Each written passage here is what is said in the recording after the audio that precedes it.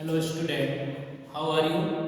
आज टॉपिक हम लेकर आए हैं हाई स्कूल की निम्नलिखित रासायनिक अभिक्रियाओं को संतुलित कीजिए। जैसा कि रिएक्शन देख रहे हैं बोर्ड पर लिखा गया है कि निम्नलिखित रासायनिक अभिक्रियाओं को संतुलित करना है। आइए पहले हम समझते हैं कि समीकरण को कैसे संतुलित किया जाता है। और ये हाई स्कूल के टॉपिक में बहुत ही इंपॉर्टेंट क्वेश्चन होते हैं और ये बार बार क्वेश्चन में जरूर आपको देखने को मिलेगा। यानी 29 फरवरी 2024 को जो हाई स्कूल का साइंस पेपर होने वाला है उसमें जो केमिस्ट्री का पार्ट होगा उसमें ये टॉपिक आपको जरूर मिलेगी। आइए हम पहले समझते हैं कि हम रासायनिक समीकरण को संतुलित कैसे करते हैं।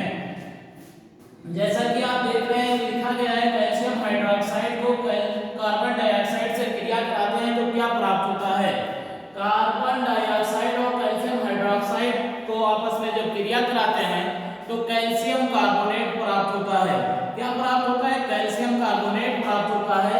और अगर ये पूछा जाए कि कैल्शियम हाइड्रोक्साइड और कार्बोनेट को आपस में क्रिया कराने से जो कैल्शियम कार्बोनेट प्राप्त होता है वो कौन सी रासायनिक अभिक्रिया होती है? तो वो संयोजन अभिक्रिया के अंतर्गत आती है। तो रासायनिक अभिक्रियाओं को देखकर उसका नाम भी पूछा जाता है कि कौन सी रासायनिक अभिक्रिया होती है। तो कैल्शियम हाइड्रोक्साइड और कार्बन डाइऑक्साइड को आपस में क्रिया कराने से कैल्शियम कार्बोनेट प्राप्त होता है। यह आपका बनेगा CaCO3 प्लस H2O प्राप्त होगा। यह अभिक्रिया संयोजन अभिक्रिया के अंतर्गत भी आती है। आइए सेकंड एग्जांपल को देखते हैं। सेकंड क्वेश्चन दिया गया है कि जिंक और सिल्वर नाइट्रेट को क्रिया कराते हैं तो कौन सी अभिक्रिया होती है। देखिए यहाँ पर जो जिंक जो लिखा गया वो मेटल है यानी मुक्त अवस्था में है और सिल्वर नाइट्रेट एक यौगिक कंपाउंड के रूप में दिया गया है। अब अगर हम बात करें तो जिंक की सिल्वर से रिएक्टिविटी बहुत ज्यादा होती है। यानी जिंक की जो रिएक्टिविटी होगी सक्रियता होगी वो सिल्वर से बहुत अधिक होगी। इसलिए जिंक जो होगा वो सिल्वर को विस्थापित कर देगा और जिंक नाइट्रेट बनाएगा यानी जो सिल्वर होगा वो अवक्षेपित हो जाएगा और आपका बन जाएगा ZnNO3 का होल ट्वाइस प्लस Ag विस्थापित हो जाएगा यानी Ag जो होगा वो अवक्षेपित हो जाएगा। अब रिएक्शन को संतुलित करना है। क्या करना है? रिएक्शन को संतुलित करना है। इधर देखें रिएक्टेंट जो होता है लेफ्ट हैंड पर होता है, जो प्रोडक्ट होता है वो राइट हैंड पर होता है। तो अगर हम बात करें समीकरण 2 में तो जिंक की यहाँ पर संख्या 1 है और यहाँ पर राइट हैंड पर भी जिंक 1 ही है। लेकिन जो सिल्वर नाइट्रेट में नाइट्रेट की संख्या है वो लेफ्ट हैंड यानी रिएक्टेंट में 1 है और प्रोडक्ट में नाइट्रेट की संख्या 2 हो गई है। इसलिए हम सिल्वर नाइट्रेट में 2 से गुणा कर देंगे। तो अब देखें तो नाइट्रेट भी 2 हो गया बट जो सिल्वर है वो प्रोडक्ट में 1 है और रिएक्टेंट में 2 है। इसलिए प्रोडक्ट में भी सिल्वर के सामने 2 से गुणा कर देंगे। और ये जो समीकरण नंबर 2 दिया गया है ये आपका संतुलित हो गया। और अगर ये पूछा जाए कि दिया गया समीकरण नंबर 2 कौन सी अभिक्रिया को प्रदर्शित करता है तो यह प्रतिस्थापन अभिक्रिया को प्रदर्शित करता है। यानी कि प्रतिस्थापन अभिक्रियाएं वह होती हैं जो मोर रिएक्टिव एटम होते हैं अपने से कम रिएक्टिव एटम को किसी यौगिक से विस्थापित कर देते हैं। ऐसी अभिक्रिया को विस्थापन अभिक्रिया या प्रतिस्थापन अभिक्रिया के नाम से जानते हैं। आइए समीकरण 3 को देखते हैं। जो समीकरण 3 दिया गया है इसको बैलेंस करना है। तो यहाँ पर देखें जो पहला दिया गया है ये बेरियम क्लोराइड दिया गया है और दूसरा वाला जो दिया गया है वो सोडियम सल्फेट दिया गया है। यानी बेरियम क्लोराइड और सोडियम सल्फेट को क्रिया कराने पर द्विविस्थापन अभिक्रिया होगी। क्या होगी? द्विविस्थापन अभिक्रिया होगी। द्विविस्थापन अभिक्रिया वह अभिक्रियाएं होती हैं जिनमें दोनों यौगिकों के आयनों के मध्य में आयन का विनिमय होता है। यानी उनके जो आयनों में क्या होता है? एक्सचेंज होता है। पहले का आयन दूसरे के साथ, दूसरे का आयन पहले के साथ एक्सचेंज करके नए यौगिक का निर्माण करते हैं। ऐसे अभिक्रिया को द्विविस्थापन अभिक्रिया या उभय अभिक्रिया के नाम से भी जाना जाता है, उभय अपघटन के भी नाम से जाना जाता है। आइए इसकी रिएक्शन देखते हैं। ये अब बेरियम है, बेरियम पर प्लस होगा, क्लोराइड पे माइनस होगा। इसमें भी सोडियम पर प्लस होगा, सल्फेट पे माइनस होगा। अब बेरियम जो होगा सल्फेट के साथ क्रिया करेगा और जो सोडियम होगा वो क्लोराइड के साथ क्रिया करेगा। बेरियम पर +2 होता है, सल्फेट पे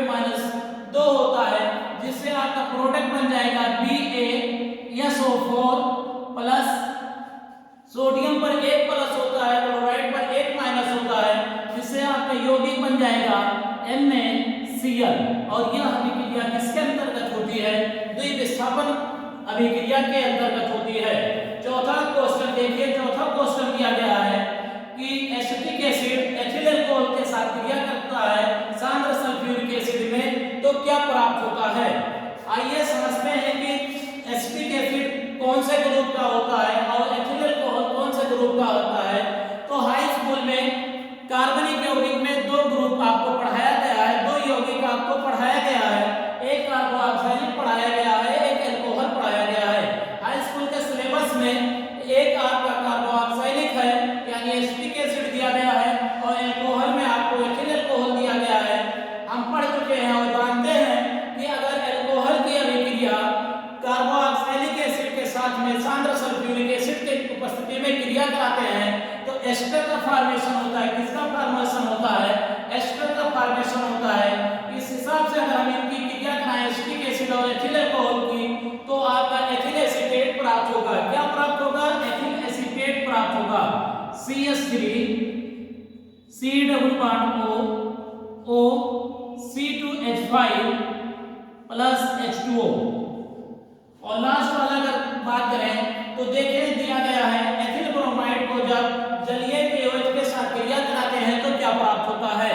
जब अल्कोहल को जलीय क्षार के उपस्थिति में क्रिया कराते हैं तो अल्कोहल प्राप्त होता है। यानी अगर हम एल्किल हैलाइड की अभिक्रिया जलीय क्षार की उपस्थिति में कराएंगे तो अल्कोहल फॉर्मेशन होगा। जिस प्रकार से क्वेश्चन दिया गया है एथिल ब्रोमाइड को KOH के जलीय विलयन के साथ क्रिया कराते हैं तो आपका क्या प्राप्त होगा? एथिल अल्कोहल प्राप्त होगा C2H5OH प्लस KBr प्राप्त होगा। ये समीकरण बहुत ही इंपॉर्टेंट है हाई स्कूल के लिए। आज आखिरी दिन है आपके लिए पढ़ने के लिए। साइंस को ज्यादा से ज्यादा पढ़ें। आज 28 फरवरी है और 29 फरवरी को साइंस का पेपर है, तो जितना हो सके ज्यादा से ज्यादा पढ़ें। और इससे पहले जो मैंने वीडियो आपको अपलोड किया हमारे channel chemistry with homework sir पे, उसको हाई स्कूल वाले ज्यादा से ज्यादा देख लें, क्योंकि हाई स्कूल का जितना भी प्रीवियस ईयर का क्वेश्चन पेपर है वो मोस्टली जितने क्वेश्चन बार बार रिपीट किए जाते हैं या जो क्वेश्चन बार बार आते हैं या जो बहुत ही इंपॉर्टेंट क्वेश्चन है उन सबको सॉल्व करके वीडियो में डाल दिया गया है, वीडियो में अपलोड कर दिया गया है। आप लोग जितनी भी वीडियो हाई स्कूल के पर्पस से बनाई गई है, हाई स्कूल के जो भी स्टूडेंट हैं उनको जरूर देखें और आखिरी वक्त में जब आप पढ़ लेंगे तो वो रिएक्शन याद रहेगा। अगर आपको कामयाबी चाहिए तो आखिरी पढ़ाई में केमिस्ट्री को जीत सकते हैं। केमिस्ट्री बहुत ही इजी होता है, बस इसकी आपको सिद्धांत समझना होता है कि कौन सी अभिक्रिया है, कैसी अभिक्रिया है। आइए कुछ हम और बातें कर लेते हैं। जैसा कि बहुत से आपने प्रीवियस ईयर क्वेश्चन में देखा होगा, यौगिक का नाम लिखा रहता है और पूछा जाता है कि इसमें कौन सा क्रियात्मक समूह उपस्थित होता है। जैसे अगर हम मान लें कि अगर कहीं कोई आपसे कहे number 1 CH3 C double bond O CH3, अगर इसमें इसका नाम देखोगे तो इसका नाम होगा प्रोपेनोन, प्रोपेनोन 2। अब अगर कहा जाए कि प्रोपेनोन में कौन सा क्रियात्मक समूह होता है, तो अगर हम बात करें तो प्रोपेनोन में कीटोन समूह होता है। कौन सा समूह होता है? अगर हम ग्रुप की बात करेंगे तो ग्रुप हमारा कीटोन होगा। क्या होगा? कीटोन होगा। इसी प्रकार से पूछा जाता है फॉर्मल्डिहाइड में कौन सा क्रियात्मक समूह होता है? तो सबसे पहले हम फॉर्मल्डिहाइड का सूत्र जाने, HC double bond O H होता है। और अगर फॉर्मल्डिहाइड का एक बेसिक नाम देखेंगे तो इसका नाम होता है मेथेनल। क्या नाम होता है? मेथेनल। और मेथेनल यहाँ देखिए अल लगा है, अल का मतलब एल्डिहाइड। यानी फॉर्मल्डिहाइड में अगर बात करें तो कौन सा समूह होगा? फॉर्मल्डिहाइड में एल्डिहाइड समूह होगा। इसी प्रकार से अगर कोई आपसे कहे कि एसिटिक एसिड में कौन सा समूह होता है, कौन सा सा ग्रुप पाया जाता है? तो एसिटिक एसिड में कार्बोक्सिलिक समूह होता है, कार्बोक्सिलिक समूह होता है। इसका आईपीसी नेम एथेनोइक एसिड होता है। क्या होता है? एथेनोइक एसिड होता है। इसी प्रकार से फंक्शनल ग्रुप दे दिया जाएगा और पूछा जाएगा कि इसमें कौन सा समूह पाया जाता है या इस समूह का क्या नाम है। तो आइए पहले समझते हैं कि हम एल्कोहल को कैसे रिप्रेजेंट करते हैं, एल्कोहल को हम कैसे दर्शाते हैं या एल्कोहल की हम कैसे पहचान कर सकते हैं। अगर कार्बन के साथ सिंगल बॉन्ड OH जुड़ा हो, कार्बन के साथ सिंगल बॉन्ड OH जुड़ा हो तो ये एल्कोहल की पहचान होता है। यानी कार्बन से सिंगल बॉन्ड OH जुड़ा होता है तो वो एल्कोहल होता है। दूसरी बात अगर हम करें एल्डिहाइड, एल्डिहाइड की क्या पहचान होती है? तो एल्डिहाइड का जो रिप्रेजेंट फार्मूला होता है C double bond O single bond H, यानी किनारे पर अगर CHO लगा होता है, यौगिक में किनारे पर अगर CHO लगा होता है तो वो एल्डिहाइड की पहचान होता है। अगर हम बात करें कीटोन, तीसरा पॉइंट अगर हम बात करें कीटोन तो कीटोन की क्या पहचान होगी? कार्बन चेन में मध्य में कहीं पर, मध्य में यानी बीच में कार्बन चेन में अगर C डबल बॉन्ड O पाया जाता है तो वो कीटोन होता है। और अगर चौथे बात करें कार्बोक्सिलिक एसिड की, कार्बोक्सिलिक एसिड की, कार्बोक्सिलिक एसिड की, तो कार्बोक्सिलिक क्या होते हैं? अगर किनारे पर C double bond O OH लगा होता है तो ये आपका कार्बोक्सिलिक होता है। ये आपके हाई स्कूल में 4 ही समूह पढ़ाए जाते हैं। हाई स्कूल में आईयूपीएसी नाम में 4 क्रियात्मक समूह दिए गए हैं। कौन कौन से क्रियात्मक समूह दिए गए हैं? Number 1 alcohol, number 2 aldehyde, number 3 ketone, number 4 carboxylic. और इसमें से पूछा जाएगा कि एल्डिहाइड का कौन सा क्रियात्मक समूह होता है या कीटोन का कौन सा क्रियात्मक समूह है, कार्बोक्सिलिक का कौन सा है, एल्कोहल का कौन सा है। इस तरीके से आपके ऑब्जेक्टिव वाले पोर्शन में क्वेश्चन पुटअप किए जाते हैं, क्वेश्चन दिए जाते हैं और उसमें आपको ऑप्शन को सिलेक्ट करना होता है कि कौन सा सही होगा कौन सा गलत होगा। आइए कुछ बातें हम कर लेते हैं जो बहुत ही इंपॉर्टेंट हैं, जैसे कि आपके पेपर में देखने को मिलेगा। सबसे पहले संयोजन अभिक्रिया पूछा जाता है कि संयोजन अभिक्रिया क्या होती है। दूसरा पूछा जाता है विस्थापन अभिक्रिया, तीसरा द्विविस्थापन अभिक्रिया, चौथा आपका विलोपन अभिक्रिया यानी अपघटन अभिक्रिया पूछा जाता है। ऑक्सीडेशन, रिडक्शन, रेडॉक्स अभिक्रिया, योगात्मक अभिक्रिया, इन सब नामों से क्वेश्चन किए जाते हैं। तो सबसे पहले आप दिमाग में बैठा है, अगर संकलन अभिक्रिया कहा जाए, योगात्मक अभिक्रिया कहा जाए, संयोजन अभिक्रिया कहा जाए तो इन सबका नाम एक ही शब्द से है, जोड़ने से है, एडिशन से है यानी कॉम्बिनेशन से है। यानी अगर हम बात करें जब 2 या 2 से अधिक सरल परमाणु यौगिक आपस में जुड़ते हैं और एक बड़े यौगिक का निर्माण करते हैं तो ऐसे यौगिक को संकलन अभिक्रिया कहते हैं यानी योगात्मक अभिक्रिया कहते हैं। जैसे अगर हम अमोनिया का निर्माण करना चाहें तो नाइट्रोजन गैस और हाइड्रोजन गैस को जब हम आपस में परस्पर क्रिया कराते हैं तो अमोनिया का निर्माण होता है। अगर हम क्रिया करा दें N2 + 3H2 2 गिव 2NH3 बन जाएगा यानी अमोनिया का निर्माण होगा। यह अभिक्रिया कौन सी अभिक्रिया कहलाएगी? यह अभिक्रिया संयोजन अभिक्रिया या संकलन अभिक्रिया के नाम से जानी जाती है। इसी प्रकार से अगर हम संयोजन का उल्टा बात करें, अपघटन अभिक्रिया क्या होती है यानी डिकम्पोजिशन कौन सी अभिक्रिया होती है। यानी अगर हम बात करें कैल्शियम कार्बोनेट CaCO3 को अगर हम गर्म करेंगे तो ये क्या बनेगा? तो ये कैल्शियम ऑक्साइड में कन्वर्ट होगा और कार्बन डाइऑक्साइड मुक्त होगी। यानी अगर हम किसी यौगिक को उसके अवयवी परमाणुओं में या अवयवी यौगिकों में तोड़ देते हैं तो ऐसी अभिक्रियाओं को डिकम्पोजिशन अभिक्रिया या अपघटन अभिक्रिया के नाम से जानते हैं। अगर यह अभिक्रिया ऊष्मा की उपस्थिति में होती है तो ये ऊष्मीय अपघटन कहलाती है। अगर ये प्रकाश की उपस्थिति उपस्थिति में होती है तो ये प्रकाशीय अपघटन कहलाती है।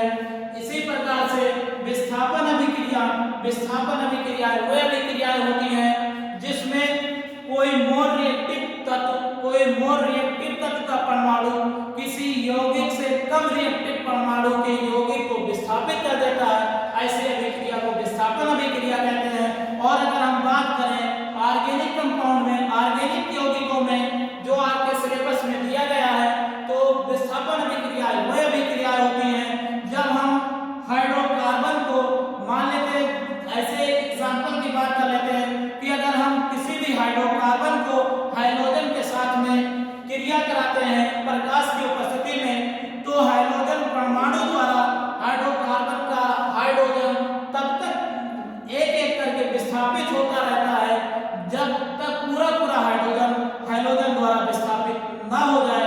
जैसे अगर हम बात करें मीथेन की अगर क्रिया हम क्लोरीन द्वारा करा दें तो इसमें मिश्रण के रूप में कई यौगिक बनते हैं, जैसे आपका मेथिल क्लोराइड बनेगा। और अगर मेथिल क्लोराइड को पुनः अगर हम क्रिया कराते हैं हाइड्रोजन के साथ में, क्लोरीन के साथ में, तो ये डाइक्लोरोमेथेन बनेगा। और अगर डाइक्लोरोमेथेन को क्लोरीन के साथ में क्रिया करा दें तो ये क्लोरोफॉर्म बनेगा। और अगर क्लोरोफॉर्म को हम क्रिया करा दें क्लोरीन के साथ में तो कार्बन टेट्राक्लोराइड बनेगा। तो ये अभिक्रिया प्रतिस्थापन अभिक्रिया कहलाती है, हाइड्रोकार्बन में प्रतिस्थापन अभिक्रिया कहलाती है। यानी अगर आपसे कोई कहे कि मीथेन को क्लोरीन के साथ में प्रकाश की उपस्थिति में क्रिया कराएंगे तो क्या क्या प्राप्त होगा, तो मीथेन को अगर हम क्लोरीन के साथ में क्रिया कराते हैं प्रकाश की उपस्थिति में तो अलग अलग यौगिकों का मिश्रण प्राप्त होता है, जैसे methyl chloride, dichloromethane, chloroform, carbon tetrachloride. ये बहुत ही इंपॉर्टेंट अभिक्रियाएं होती हैं। इसी प्रकार से आपसे कहा जा सकता है कि स्थिरीकरण अभिक्रिया क्या है, तो स्थिरीकरण अभिक्रिया वह अभिक्रिया होती है जिसमें कार्बोक्सिलिक अम्ल और अल्कोहल को सांद्र सल्फ्यूरिक अम्ल की उपस्थिति में क्रिया कराते हैं तो एस्टर प्राप्त होता है।